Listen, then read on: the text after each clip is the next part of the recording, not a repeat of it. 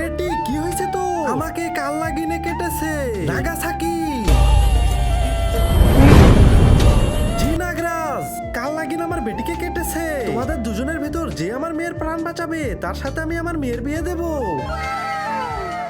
ওয়াক্থু ইয়ে, সর্দারের পিছনে বিষ বের করে দিয়েছে। সর্দার তাড়াতাড়ি চলুন, কাল লাগিনের বিষ বের করতে হবে। কাল লাগিন, আমি ওর বিষ বের করতে পারবো না। এই নাও, এই ওষুধ খাওয়ার পর বিষ ভালো হয়ে যাবে।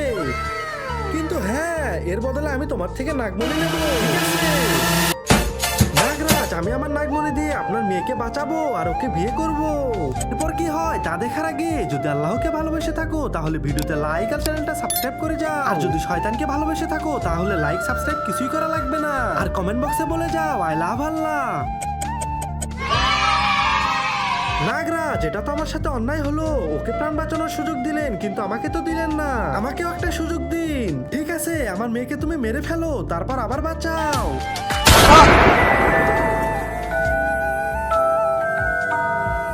নাগরাজ, আমার থেকে তো একটা ভুল হয়ে গেল। কি? আমি একে বন্দুক দিয়ে মেরেছি আর ওষুধ খাওয়াচ্ছি বিষ বের করার। আব্বে শালা, আমার মেয়েকে মেরে ফেলেছে। আব্বে শালা, তোর জন্য আমি ওকে বিয়ে করতে পারলাম না। চল হাট এখান থেকে।